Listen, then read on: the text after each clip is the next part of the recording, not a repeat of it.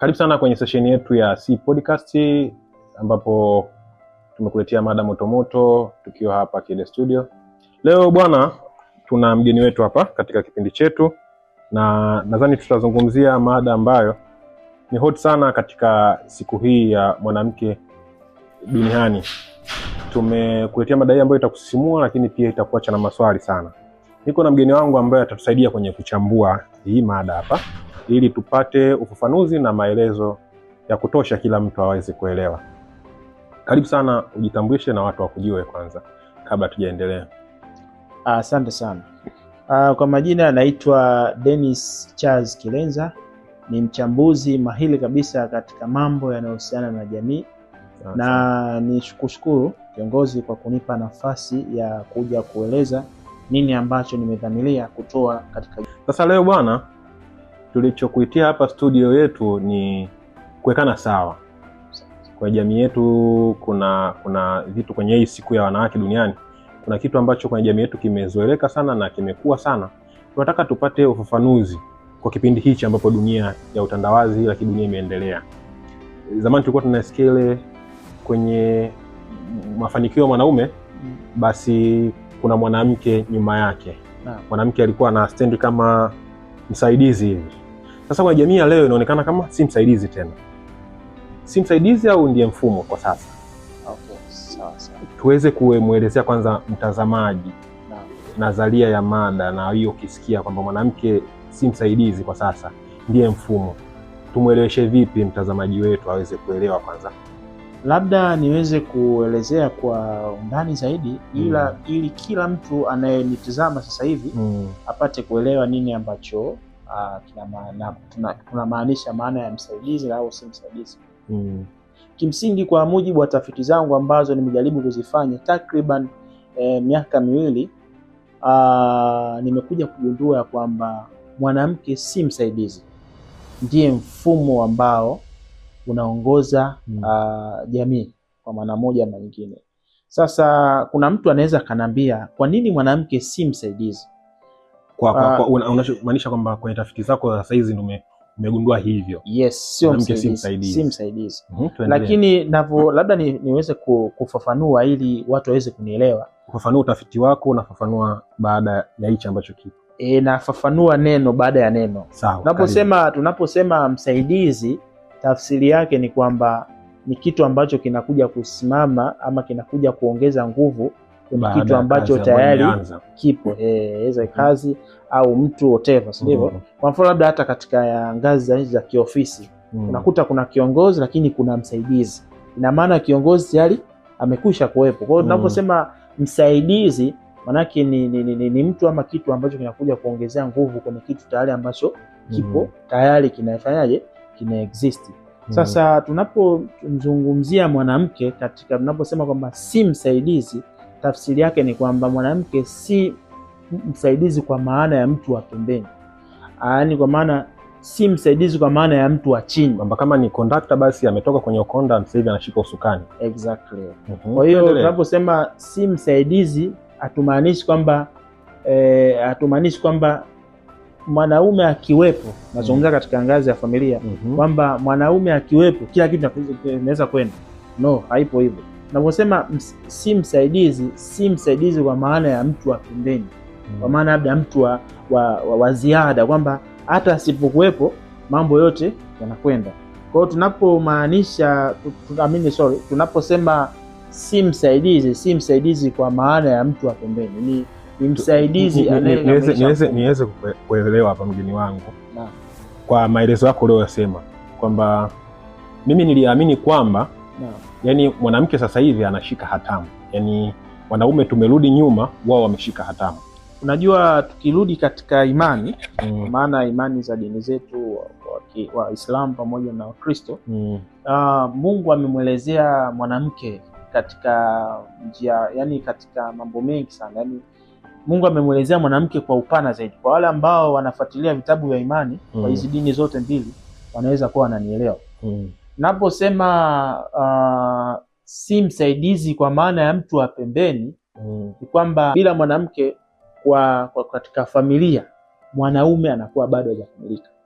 Umeona ukisoma kitu gani ambacho kinakuwa kijamkamilisha kama yeye asipokuwepo? Okay, sawa. Unajua Mungu alivyomuumba mwanaume, sawa? Kwa mujibu, let's say labda tuchukue mfano kwa imani za dini ya Kristo.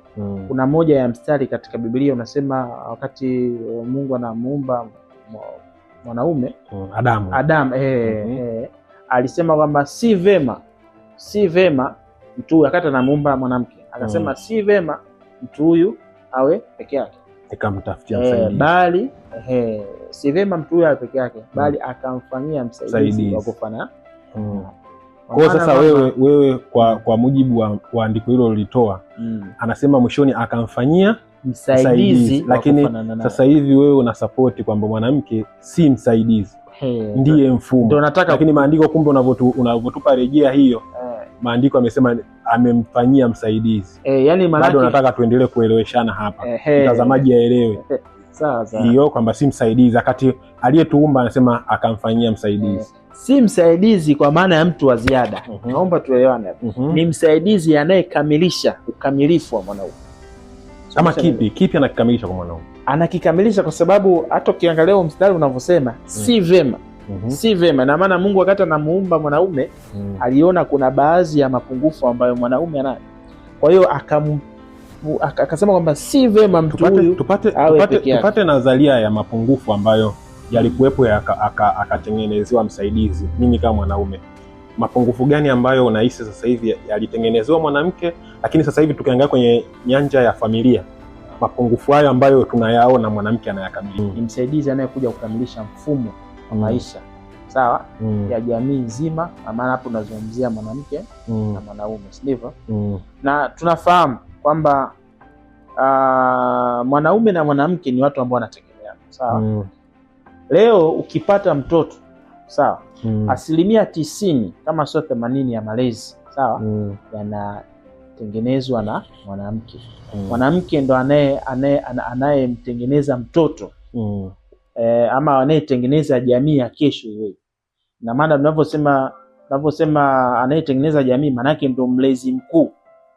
Yaani mlezi, atuseme kwamba baba hana malezi, hapana. Lakini 80% kubwa ambayo inabeba malezi ya mtoto angali akiwa mdogo, malezi yanatoka kwa mama. Lakini sasa baba kipindi anachakalika, si ndio usaidizi unafanyika kwa mwanamke kukamilisha hiyo jamii? Kwamba baba hana muda mwingi sana kwenye malezi. Mwanamke ndiye msaidizi, anakamilisha hiyo jamii, kuilea hiyo familia ambayo ipo hapo kwenye malezi. Bado anakuwa msaidizi. Sasa kuna kulea na kuhudumia, ni vitu vili tofauti. Wewe unamaanisha kuhudumia, sisi tunamaanisha kulea. Tunaposema kulea, maana yake ni kumwelimisha mtoto. Unatakiwa, tamaduni zetu ziko hivi, unatakiwa ufanye hivi, iki usifanye, fanya vile, ndio ninachokimaanisha mimi. Kwa hiyo baba anaweza kana chakalika familia ile ipate kuishi, ipate kuwa stable welfare, labda financial na nini, sivyo? Lakini foundation ya tabia za leo sisi tuko nazo zilitokana na mama zetu. Mama zetu walitulea katika misingi ambayo yani misingi ambayo tuko nayo sisi inatokana na mama zetu. Wasaidizi wa baba. Wasaidizi ni wasaidizi wa clarify hapo. Msaidizi sio wa chini. Yani sio wa, kwa sababu ukija kwenye neno msaidizi inamaanisha kwamba ni mtu anakuja kuongezea nguvu. Na maana hata usipokuepo vitu vinaenda. Lakini kwa mwanamke tofauti. Yani tunaposema si msaidizi kwa maana ya mtu wa pembeni, ni mtu anayekamilisha mfumo wa jamii iweze kuishi. Ndio maana kizazi tulichokuwa nacho leo, sawa, kinatokana na foundation ya mwanamke miaka 10 iliyopita alitengenezaje. Jamii ya kesho inajengwa leo na mama ambaye ni mwanamke. Umeona? Kwa hiyo ina maana tukisema kwamba mwanamke kwamba ni msaidizi kwa maana ya mtu wa ziada, tunakosea. Ni msaidizi anayekamilisha mfumo. Labda nikutolee mfano. Watu wanaweza wakasema kwamba baba ndio kiongozi. Sawa. Hatukatai kweli, baba ni kiongozi wa familia, sivyo? Lakini kiongozi huyu hajakamilika. Sawa? Kama nyuma yake hamna anayekamilisha mfumo. Yaani mwanamke ndio anayekamilisha mfumo wa uongozi wa wanaume. Sasa hapo si ndio kwenye kukamilisha? Kukamilisha bado mimi naelewa bado ni msaidizi. kwa sababu yeye anafanya tu kukamilisha kitu ambacho hakijakamilika, ambacho kilishatengenezwa. Baba akatengeneza familia. Kwenye kutengeneza familia yuko na mwanamke. Kwenye kuikamilisha sasa ndo kwenye malezi, kwenye kuangalia, kwenye kuzingatia vile maadili, ndio mama anaikamilisha ile familia kwa kuitengeneza. Lakini baba ndio alianzisha. Bado mimi naona kuna usaidizi, yani si bado hajaingia kwenye mfumo kama tunavyozungumza. Usaidizi sawa, sio wa ziada au wa chini. Yani sasa usaidizi anayekamilisha. Wewe hapa tuelewane au tuzungumzie kwamba ni level ya usaidizi. Kwamba ana level kubwa ya usaidizi. Sababu tukizungumzia main kabisa, yani kwamba huyu ndio kiongozi. Alafu kuna msaidizi wake. Kiongozi ndio yule anayeshika hatamu kabisa anaongoza. Lakini huku kuna depend, kuna kiongozi mbele yake, yeye anafuatia. Sasa kwenye kueleza maelezo yako ni kwamba yeye sasa hivi unamtoa kwenye usaidizi, anaenda kwenye mfumo ambao anachangia kwa 100%. Yani kama ni hisa, basi ni 50-50 kati yeye na baba, unavyoelewa mimi na kwenye mzunguko wako. Lakini kuna muda mwingine nao unasema kwamba si msaidizi wa pembeni, unampandisha level ya usaidizi. Tuelewe, umempandisha level ama ni msaidizi? Okay, sawa. Tunaposema ni msaidizi kwa maana ya mtu anayekuja kukamilisha mfumo, manake kuna ushirika. Sawa? Kuna ushirika uliopo, sawa, kati ya mwanamke na mwanamume. Sawa? Ambapo ili mwanaume aweze kuoperate kitu fulani, sawa, ili kiweze kufanikiwa, ama uongozi ambao tunaamini kwamba baba ndio kiongozi au mwanaume ndio kiongozi, ili tuweze kufikia malengo fulani, si ndivyo? Ukamilishwaji wake, sawa, mwanamke kuna asilimia kadhaa ambazo zinatakiwa zijazwe ili iweze kutimia asilimia ngapi? 100. Ndio tunachomaanisha. Umeelewa? Sawa. Kwenye uchumi wa jamii yoyote au nchi. Umeona? Kwenye jamii ama nchi, kuna mwanamke anachangiaje kama mfumo ambapo haonekani katika takwimu rasmi? Yaani kwenye takwimu zile kama amechangia haonekani. Tunawezaje kusema kwamba ni mwanamke yaani ni mfumo ambao anachangia kwenye jamii yote au nchi? Kwanza mfumo lazima tuelewe nini maana ya mfumo. Sawa? Tunaposema mfumo ni kama kitu ambacho kinakuwa na utaratibu fulani ambao umepangwa. Ndivyo? Tunaposema kwamba ni mfumo, maana yake kwamba mkamilishaji wa mfumo, kwamba mfumo unaweza kaiza familia, unaweza kaiza ni jamii, umeona? Inaweza kaa ni uongozi labda ndani ya kaya au ndani ya familia. Kwa hiyo ukamilishwaji wake, sawa, unaposema anakamilisha mfumo, maana yake kwamba mfumo unaweza kaa upo, sawa, lakini ili uweze kuwa completed, mwanamke anahusika katika kukamilisha ule mfumo. Kwa mfano nitolee mfano kwamba let's say issue ya kujenga foundation ya baadaye. Ndivyo? Tunaamini ndiyo baba anaweza akapata mtoto akaishi na ule mtoto, baba kama baba katika mazingira pengine labda unajua sasa hivi mambo ni mengi, unakuta watu wameoana, wamezaa, lakini kuridhiana, kila mtu akaendelea na maisha yake. Ndivyo? Kwamba baba sasa yule mtoto labda atafikia miaka 7 kwa mujibu wa sheria za Kitanzania, kwamba ana haki ya kumchukua mtoto wake na kwenda kuishi na aidha ampeleke kwa sababu sheria inasema kwamba amchukue mtoto wake akaishi naye endapo huyu mwanaume atakuwa amefanyaje, ameoa, na maana ana mtu sponsor kusaidia. So kama ana sponsor, sheria imruhusu. Sheria inaamini kwamba atakapooa baada ya miaka 7 mtoto kupita, ndo anamsoka kwa nani? Baba yake, ambaye baba yake ameoa mke mwingine ambao ndo bali mama wa kufikia, ndo msaidizi mwingine. Ndio hivyo, unaona. Unless labda kama ampeleke kwa nani, kwa bibi au Sasa tumezungumzia sana kwenye nyanja ya familia. Tumetolea sana mifano kwenye familia. Hapa tuna kutokana na hii siku ya wanawake, tuzungumze sasa, tuhame kwenye familia. Twende kwenye kawaida tu kwenye jamii zetu sasa hivi. Tumzungumzie tu mwanamke ambaye si wa familia, si wa nini.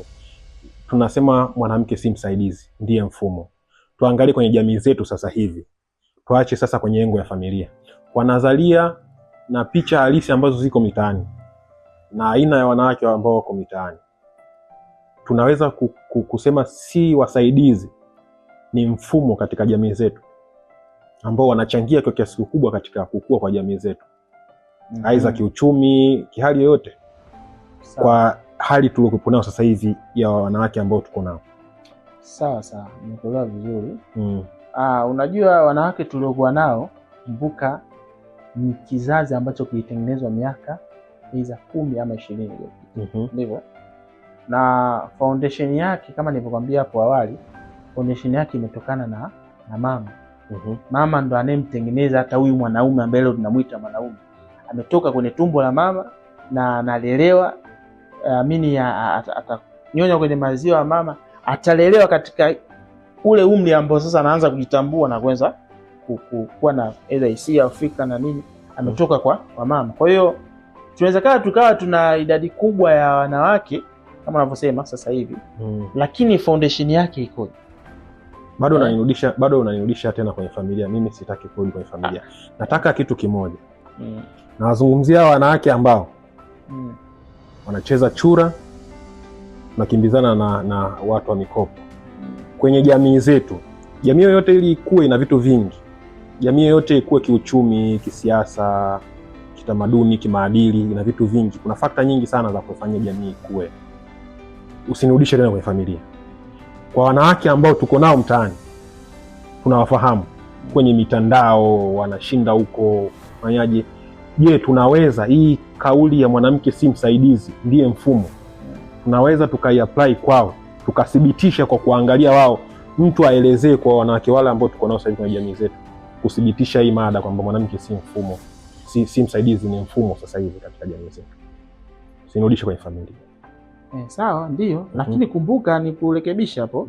Kumbuka familia ndio inatengeneza jamii. Sawa? Jamii haiwezi katokea tu from nowhere, ina source yake ni familia. Na tunasema familia maana yake ni baba, mama na watoto, ndio inajenga jamii. Kwa hiyo tunaposema jamii ni mjumuisho wa familia nyingi.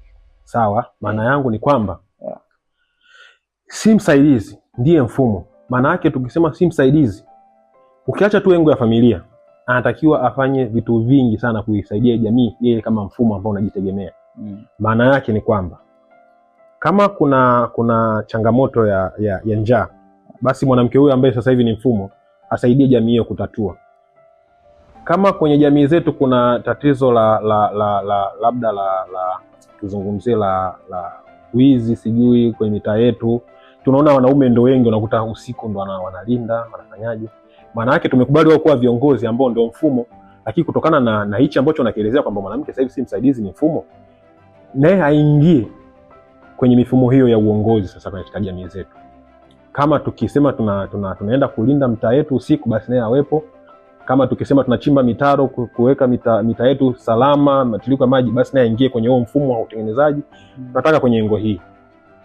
Kama wewe muelezeaji kabisa na utafiti wako ambao umeufanya, ulenge kwenye hizo engo. Unaweza kaa unafanya kazi kule, sawa, lakini nyumbani, sawa, kuna nguvu ambayo imetumika wewe aidha ufanye ile kazi, sawa, aidha ulikata tamaa, mwanamke akakutia moyo, akamwambia pambana, unaweza, hii unaweza ukafanya. Sasa hivi kuna masingo maza wengi na masingo faza au bachelor wengi wataki kuoa kutokana na mifumo ambayo wameona jamii yenyewe wanawake ambao wapo. Sababu hata kwenye masuala ya kimaadili mpaka vijana wanakataa kuoa, ni kwamba wanaona mwanamke huyu anakataa nafasi yake ya usaidizi, ndio hiyo anataka kuingia yeye kama mfumo. Kwa hiyo watu wengi, jinsia kubwa ya kiume ambao wapo katika lika la kuoa, hawataki kuoa kwa sababu ukiangalia kwenye mitandao, ukiangalia nini, kesi nyingi za kuvunjika kwa ndoa, kwa nini? Ni mwanamke kuforce kujitoa kwenye usaidizi kuingia kwenye mfumo, ndio kinafanya nini. Sasa unaposema kwamba mwanamume anapofanya kazi huko nyuma yake kuna msaidizi, hawa ambao hawana wasaidizi, kwa maana ya wanawake, wanaume pia, kwa maana ya wanaume, wao wanapata wapi usaidizi? Na kwa nini unasema sio wanapofanya kazi kuna mtu msaidizi? Hawana hao watu. Nimeshakolea vizuri. Perfection yake naomba tuelewane. Perfection yake ya mwanaume ambaye ameamua kuishi peke yake pasipokuwa na mwanamke nyuma haiwezi kufanana na perfection ya mtu ambaye anaishi na mke sahihi ama mwanamke sahihi ambaye uko naye kwenye maisha yako. Tofauti kabisa. Labda nieleze ni kwa nini? Kwa sababu kiasili collaboration ya mwanamke na mwanaume inatengeneza matokeo makubwa zaidi kuliko kukiwa kuna. Wewe unaweza kusema mbona kuna watu wanaishi peke yao na wana maisha na maendeleo. Lakini naamini mimi maendeleo ambayo wako nayo sawa ni tofauti na maendeleo ambayo wamekutana sawa kati ya mwanamke na mwanaume wakawa pamoja kama familia ambao wanafanana. Naomba tuelewane hapo. Si wote wenye maendeleo. Kuna ambao wamekutana pengine maisha yakawa ni magumu hata zaidi kuliko ambao pengine angeishi peke yake. Wale waliokutana sahihi. Unaelewana pia? Waliokutana sahihi kwamba mwanamke anajua nafasi yake katika jamii, mimi ni msaidizi kwa maana kukamilisha mfumo, na mwanaume anajua bila mwanamke huyu siwezi nikakamilisha uongozi ambao niko nao. Sawa. Kwa hiyo unaposema kwamba hawa wanaume ambao wapo na wanafanya kazi na wasaidizi hawana matokeo wanayo, inawezekana wanayo lakini hayapo katika kile kiwango ambacho kinatakiwa. Mafanikio ya mwanamume nyuma na mwanamke. Maana yake kwamba tunarudi kule kwamba mafanikio ama achievement ya mwanaume sawa haiwezi kukamilika, haiwezi kufikia 100%, haiwezi kufikia katika vile viwango vya juu kama mkamilifu hayupo kwa maana ya mwanaume. Lakini pia kwenye kauli hii tunarudi kama kwenye ile kauli yako ya rejea ya kwenye vitabu vya dini, akamfanyia msaidizi. Kauli inasema kwenye kila mafanikio ya mwanaume nyuma kuna mwanamke. Maana yake mbele alitangulia mwanaume, akamweka mwanamke nyuma, ndipo akafanikiwa, si ndio? Hauoni kwamba bado anaendelea kuthibitisha kwamba ni msaidizi wa kukamilisha, sio msaidizi wa ziada? Tunakubaliana kwamba ni msaidizi. Yani hapo usaidizi labda ni usaidizi tunaomaanisha hapo. Unajua ukichukua neno, unajua haya maneno katika namna ya kuyatranslate sawa ndio kunaleta utata. Usaidizi tunaomaanisha hapa, usaidizi wa kukamilisha hayo mafanikio ya huyo mwanaume. Simenelewa vizuri? Hajamfanya kuwa yeye mfumo wa kukamilisha yale mwanaume. Sasa tunaposema kwamba ni mfumo, maana yake kwamba kama yule hajakamilisha kile kitu ambacho yani sasa na unafanya production sawa, haujafanikiwa kuuza, lakini ikaja booster moja pop ikafanikiwa kuuza zile bidhaa, maana yake ile process imekamilika. Nikirejea kwa maana sijajua kama awali tulizungumzia hii, tukizungumzia mfumo nasema kompyuta ni mfumo. Ni mfumo maana yake ni kwamba ni kitu ambacho kinajiendesha na kinajitegemea kwa kila kitu. Ni kitu ambacho kimetengenezwa kwa kila idara, kwa kila sekta kukamilisha kwenye mchakato wa kazi yote ambao unaifanya. Sasa kwenye kila mwanaume alifanikiwa nyuma kuna mwanamke. Mwanamke akawekwa nyuma kwenye kauli hii, nyuma kuna mwanamke. Zeni hapo unapoelezea kwamba wewe unakataa si msaidizi, ni mfumo. Na hata sentence swali nilokuuliza kwamba kwenye mafanikio haya je, kumemfanya mwanamke kuwa msaidizi au kuwa mfumo kwenye mafanikio ya mwanaume? Nikimaanisha mfumo, maana yake ni kitu ambacho kilikamilika kumsaidia mwanaume kufanikiwa. Kwenye sentence hii, kwenye maisha ya kawaida, mwanamke ni mtu ambaye amekamilika kwa kila idara kumfanya mwanamume afanikiwe, ama ndo bado mwanamume alikuwa ana play role kubwa, mwanamke ndo anachomekea ili kukamilisha? Sasa na mimi nikuulize swali hapo. Kukamilika katika kitu gani? Kwa sababu unavyosema kukamilika kivipi? Yani kwamba kukamilika kwamba yeye ana kosa au kukamilisha kwenye kujitegemea. Mfano tunazungumzia kwenye jamii sasa, yeye ni msaidizi au si ni mfumo? Maana yake ni kwamba mwanaume ana play role kwamba anatafuta, analisha familia, na kuna maendeleo mengine yanafanyika, ujenzi nini, kununua magari, kufanyaje. Umeona hata kama ndio maana kuna kauli nyingi tu mtaani kwamba sijui mwanamke akiwa na 200,000 na wewe ukawa na 200,000, jumla mnakuwa na bei gani? Kuna sentence nasema jumla ni 200,000 tu, kwamba hela mwanamke haisabiki kwenye jumla huko. Maana yake bado mwanaume ana play role kubwa sana, sababu ndio mfumo kamili. Kwenye mafanikio ya kila mwanaume nyuma kuna mwanamke. Ndio maana nasemaje, mwanamke aliplay kama mfumo kumsaidia mwanaume kufanikiwa, ama alikuwa ni msaidizi wa kwake? Na nikirejea tena hata kwenye mahakama zetu unakuta kuna kesi nyingine zinaendeshwa za familia, anasema ndoa imeshavunjika, mwanamke naye anadai pasu ya mali. Na hata wakiona kwamba mwanamke hakuwa anafanya biashara yote, mama wa nyumbani, wanasema analipwa jasho lake. Sasa si nguvu yake, ni jasho lake. Yani tu kwamba naye alichangia na nasema sangia alimwagilizia maji. Hakumfanyi mwanamke kuwa mfumo sababu hakukamilika. Bado kuna mfano msaidizi. Mimi nataka mimi na wewe tukubaliane. Tukifika mwishoni hapa, ni msaidizi ama ni mfumo uliokamilika wa kile idara kufanikisha mambo yaende katika jamii. Sasa nini madhara ya mwanamke kujiona kama msaidizi na si mfumo? Mwanamke yeye anajikubali kama mimi ni msaidizi na si mfumo. Nini madhara yake katika jamii? Sasa hapo inategemea na akili ya mwanamke. Anajiona msaidizi katika namna gani? Madhara yake ni nini? Ameshajiona ni msaidizi. Msaidizi sasa tunategemea amejiona msaidizi kwenye hiyo familia yake. Ameshajiona ni msaidizi. Msaidizi kwa maana ya mtu wa pembeni. Yeah.